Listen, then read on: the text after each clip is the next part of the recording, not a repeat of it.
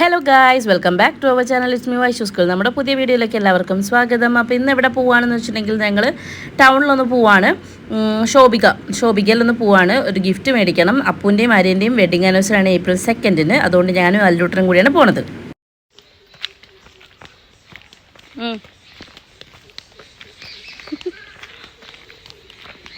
Auto കിട്ടുമെന്നുള്ള പ്രതീക്ഷ അസ്ഥാനത്തായിരുന്നു guys. അതുകൊണ്ട് തന്നെ അല്ലൂട്ടനൊരു സിപ്പപ്പ് വാങ്ങിക്കൊടുത്ത് നൈസായിട്ട് അവനെ കൊണ്ട് നടത്തിച്ച് ഞങ്ങൾ ചെറുപ്പം എത്തി. തുമ്പിമോള് അപ്പൂൻ്റെ ആര്യനെയും കൂടെ കറങ്ങാൻ വേണ്ടി പോയിട്ടോ. ആ സമയം തക്കത്തിനാണ് ഞങ്ങൾ ഇങ്ങനെ ഇറങ്ങിയത്. ബസ് കയറി അല്ലൂട്ടന് ഭയങ്കര സന്തോഷമാണ് കേട്ടോ. അത് കഴിഞ്ഞ് ഞങ്ങൾ ബസ് ഇറങ്ങി നേരെ അമ്മേൻ്റെ ഹോസ്പിറ്റലിലേക്ക് പോയി. അമ്മേനെ അവിടെ നിന്ന് പിക്ക് ചെയ്ത് ഞങ്ങൾ നേരെ ഷോപ്പിക്കയിലേക്ക് വിട്ടു കേട്ടോ. ഞങ്ങൾ ഏറെക്കുറെ എല്ലാം എടുത്ത് ഇനി അപ്പൂനുള്ളതും കൂടെ എടുക്കാനാവുമ്പോഴത്തേക്കും അപ്പു ആര്യയും തുമ്പിമോളും കൂടെ വന്നിട്ടുണ്ടായിരുന്നു. അപ്പൂനും ആര്യക്കാണ് ഗിഫ്റ്റ് എടുക്കുന്നത്. സർപ്രൈസ് ഗിഫ്റ്റാണ് ഗൈസ്, നിങ്ങൾ മറക്കരുത്. സർപ്രൈസാണ്. പക്ഷേ ഇതാ കണ്ടോ, ചെക്കൻ ട്രൈ ചെയ്ത് നോക്കുകയാണ്. അപ്പോൾ കുറച്ച് ഷർട്ടൊക്കെ കാണിച്ചു കൊടുത്ത് അവന് ഇഷ്ടപ്പെട്ട ഏതാണെന്നൊക്കെ നോക്കി. കാരണം എന്തായാലും അവനല്ലേ ഇടേണ്ടത്. ഞങ്ങൾ സർപ്രൈസ് ആയിരുന്നു. പക്ഷേ ആര്യക്കുള്ളതൊക്കെ ഏകദേശം സർപ്രൈസ് തന്നെയാണ് കേട്ടോ. അപ്പൂനത് മാത്രം അവൻ കണ്ടുപോയി. അതിൻ്റെ ഇടയിൽ കൂടെ തുമ്പി ഓടുന്നു ഒരു വഴിക്ക്, അല്ലൂസ് വേറെ വഴിക്ക് ഓടുന്നു. ഞങ്ങളിത് ഓടി പിടിച്ചുകൊണ്ടിരിക്കുകയാണ് ഇവരെ രണ്ടെണ്ണത്തിനെയും കൂടെ. നല്ല ടാസ്ക്കാണ്. അങ്ങോട്ട് വരുമ്പോൾ അതാ ഇത് നിറച്ചും ഷർട്ടായിരുന്നു. പക്ഷേ ഇവൻ വന്ന് പോയതിന് ശേഷം ഇതാ എല്ലാം ടേബിളിൻ്റെ മുകളിൽ എല്ലാം വലിച്ച് വാരിയിട്ട് തപ്പി തപ്പി തപ്പി എൻ്റെ പൊന്നെ ഒരേ പാറ്റേണുള്ള 3 ഷർട്ട് എടുക്കാൻ ഇവന് മാത്രമേ കഴിവുള്ളൂ. ഓക്കെ, നിങ്ങൾ അവരുടെ ഗിഫ്റ്റ് അൺബോക്സിങ് കാണുമ്പോൾ മനസ്സിലാവും.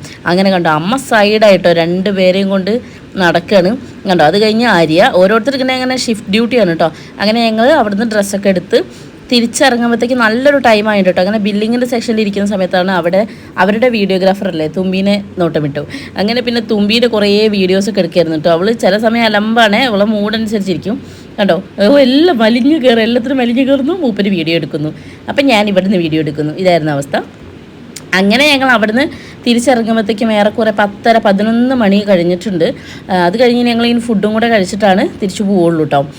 അങ്ങനെയൊക്കെ ആയിരുന്നു. ഞങ്ങൾ ഒരിക്കലും എക്സ്പെക്റ്റ് ചെയ്യാത്ത ഒരു ഷോപ്പിംഗ് ആയിപ്പോയി. കാരണം എന്ന് വെച്ചിട്ടുണ്ടെങ്കിൽ ഞാനും അമ്മയും മാത്രമായിട്ട് കുഞ്ഞിതായിട്ടൊന്ന് ഷോപ്പ് ചെയ്യാൻ വെച്ചിട്ട് വന്നപ്പോഴത്തേക്കും അത് നീണ്ട് ഇത്രയും സമയമായി. ഭാഗ്യത്തിനാണ് അപ്പു വന്നല്ലേ, ഞങ്ങൾ പെട്ടേനെ ഗൈസ്.